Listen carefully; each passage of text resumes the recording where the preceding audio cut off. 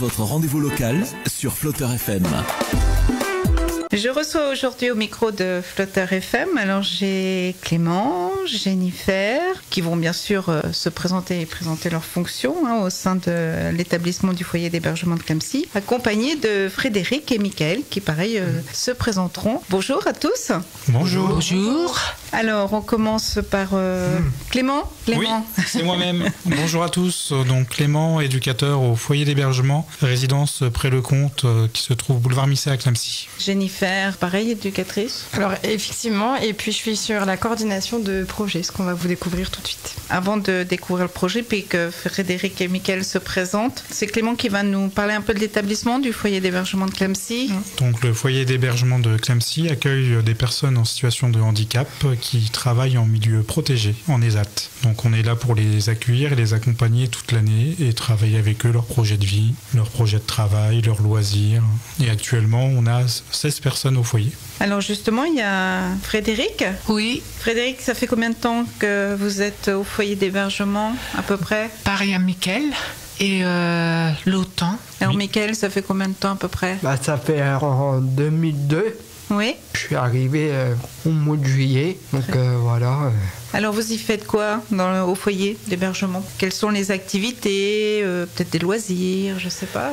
Moi, les sports, la danse, et voilà.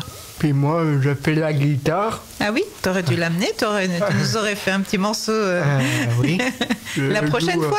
Oui, je suis avec un prof de musique à Clamecy, à école de musique. Ah oui, très bien. Donc voilà, j'ai fait déjà Jesmond, un morceau de Jesmond. Ah oui, très bien. Voilà. Faudra revenir nous jouer de la guitare à l'antenne, que les auditeurs puissent t'écouter. Ouais. La prochaine fois. Avec mon prof. Oui, tout à fait. Voilà, l'invitation est lancée. Et sinon, vous y faites quoi, Mickaël?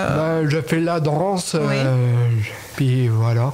Et comment ça se passe dans le foyer d'hébergement? Est-ce que vous cuisinez? Est-ce que vous faites les espaces verts? Est-ce que non? Et moi, le crétence, et fait le bois, le phare à vélo et les bûches. Pareil, moi aussi.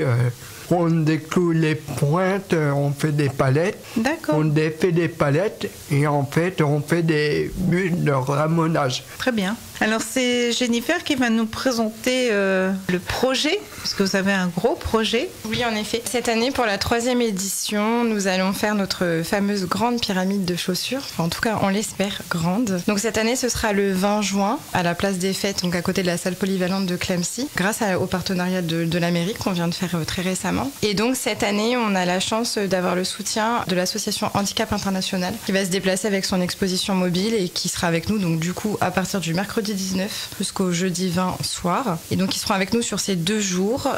Donc ce sera ouvert dès le mercredi à tout public à partir de 14h. Le jeudi matin sera réservé aux écoles scolaires, puisque cette année on aimerait axer sur la pédagogie et la sensibilisation auprès du jeune public. Et puis évidemment on attendrait un maximum de citoyens le jeudi 20 du coup aux alentours de 14h. Ce qu'on espère, c'est pouvoir vous accueillir nombreux et puis qu'on puisse passer du temps avec vous, vous expliquer qui on est, les choses en lesquelles on croit et pourquoi on fait ça. Alors on va présenter peut-être un peu plus en détail c'est quoi la pyramide des chaussures. Donc c'est une opération organisée par Handicap International sur le plan national qui consiste en gros à faire des grandes pyramides de chaussures pour sensibiliser en gros le grand public sur les zones de guerre en fait par rapport aux mines antipersonnelles sur les zones de guerre, sur justement les enfants qui perdent des membres suite à ces conflits. Et du coup Handicap International travaille justement sur tout un tas de prothèses, est présent dans pas mal de pays où il y a des pays en guerre. Et du coup le but c'est vraiment de récolter un maximum de chaussures qui, quel que soit l'état, se transformera en don d'une façon ou d'une autre. Donc les chaussures réutilisables seront revendues dans des épiceries solidaires et toutes les chaussures qui sont vraiment en mauvais état seront en fait recyclées. Et tous ces dons se transforment en dons pour financer l'achat de prothèses. Et l'achat de prothèses, ça sera de quel organisme? Alors les chaussures sont récupérées par Emmaüs. D'accord. Et en fait après c'est Handicap International dans les zones de guerre qui, avec des médecins en gros, mettent les prothèses sur les personnes personnes démembrées. Ça fait la troisième Donc, année, ce sera là la 3e édition. Alors effectivement, on parle beaucoup des chaussures. C'est vraiment le symbole fort. Pourquoi ? Parce que c'est ce qui permet, je dirais, au plus lambda de pouvoir, à son niveau, faire un don. C'est symbolique parce que du coup, le fait de faire venir cette exposition cette année, c'est aussi pour montrer tous les autres axes de travail de Handicap International, parce que les chaussures, c'est vraiment une minorité de leur travail. Il y a aussi tout ce qui va être de l'école inclusive. Donc pour le coup, nous, travailleurs auprès de personnes en situation de handicap, l'inclusion, effectivement, c'est quelque chose qui a résonné chez nous. Et puis aussi parce que, suite à ces bombardements, va arriver le handicap, va arriver la vie avec un handicap, l'adaptation, etc. Et donc on s'est senti inspiré par leur combat. Il faut savoir aussi qu'ils financent des zones de déminage. C'est très très onéreux. Et effectivement, plus que jamais, les conflits sont très présents. On n'en parle pas forcément tous les jours, mais ils sont là. Ça s'éteint pas, ça s'arrête pas. Donc là, plus que jamais, ils ont besoin qu'on les soutienne. Donc en fait, là, vous faites appel à toute la population qui Exactement. dans leur fond de placard C'est ça. des chaussures anciennes ou pas, enfin abîmées ou pas, hein, c'est ça. Hein. Ils viennent tel jour, vous les déposez et Alors, vous faites la pyramide, c'est ça? Pour plus de simplicité, ce qu'on a décidé de faire, c'est déjà d'avoir un point, un local où ils peuvent déposer en amont, parce que forcément, c'est pas forcément évident pour les gens avec le travail, etc. Donc, ils peuvent venir dès à présent au foyer d'hébergement directement déposer dans notre local. Et puis après, bien sûr, il y a un appel, parce que ce qui est assez symbolique aussi, c'est le fameux jeté de chaussures sur la pyramide, même si bien souvent il s'écroule. En tout cas, c'est le moment où on est tous ensemble et où on peut enfin se poser 2 minutes et être fiers de ce qu'on a fait aussi, parce que même 2 paires de chaussures, c'est 2 paires qui vont contribuer, qui vont faire des tonnes, et que ces tonnes vont être converties en argent et en prothèses. Donc il n'y a pas de petits dons du coup. Donc dès à présent, ils peuvent déposer auprès du foyer d'hébergement de Clamecy Exactement. les chaussures. Et donc la pyramide, c'est quel jour? Ce sera le jeudi 20 juin. À partir de 14h, on sera ouvert au public, puisque le matin, le jeudi 20, du coup, ce sera exclusivement scolaire. On aimerait pouvoir sensibiliser le jeune public. Donc plusieurs scolaires de Clamecy ou des alentours? Alors ce sera l'école primaire de Clamecy. La ferme blanche. La ferme blanche. Est-ce que Frédéric et Michael veulent dire quelque chose par rapport à ce projet? Vous y participez? Oui, moi oui. Oui. Tout le journée comme ça. Michael?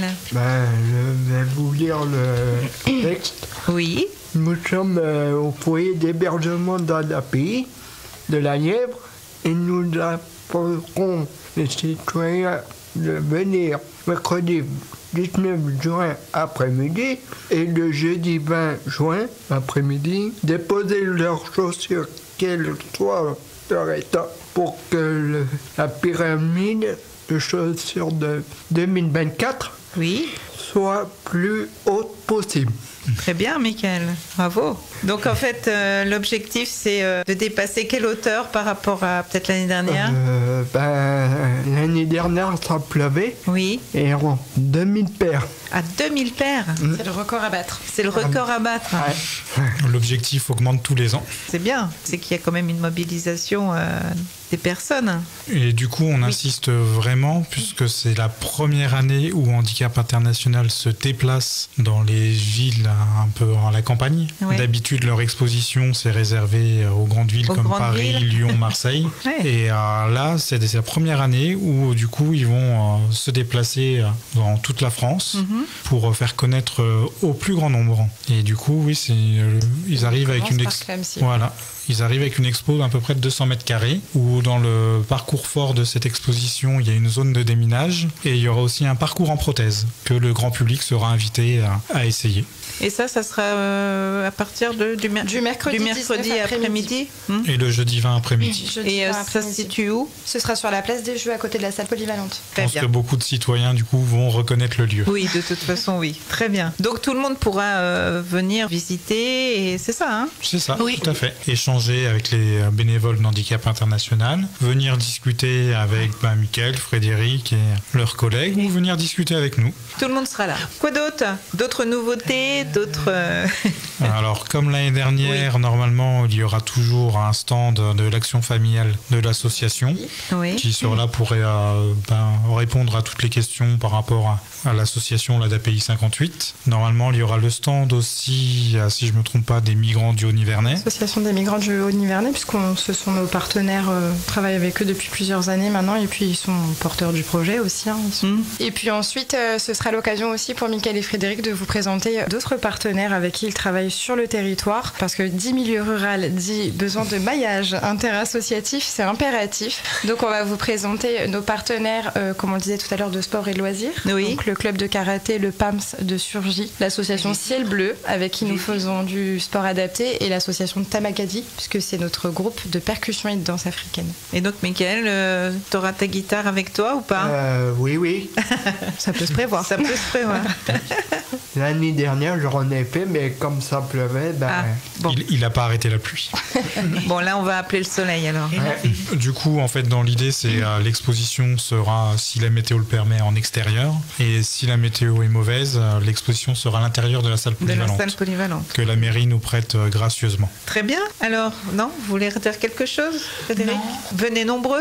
ouais. Voilà. Hein? La fameuse phrase de Clément. Ouais. On Venez compte sur vous. nombreux. Alors, on compte sur vous, en effet. Donc, on rappelle, hein, le mercredi après-midi, c'est le premier rendez-vous. Donc, c'est, rappelez la date, Le mercredi 19 juin à partir de 14h. avec l'exposition, l'accueil, voilà, tout ce qu'il faut. Le dépôt de chaussures. Le dépôt de chaussures, puisqu'il peut se faire dès à présent Bien sûr. au foyer d'hébergement de Clamecy. Et dès le jeudi après-midi pour la fameuse pyramide des chaussures, à partir de 14h également, sur le parking donc, de la salle polyvalente. Tout à fait. Et on compte sur tout le monde pour dépasser les 2000 paires de chaussures. Pour venir nous rencontrer aussi. C'est Oui. toujours plus sympa quand on est tous ensemble. Merci beaucoup d'être venu. À très bientôt. Merci. Et merci pareil. C'était votre rendez-vous local sur Flotteur FM.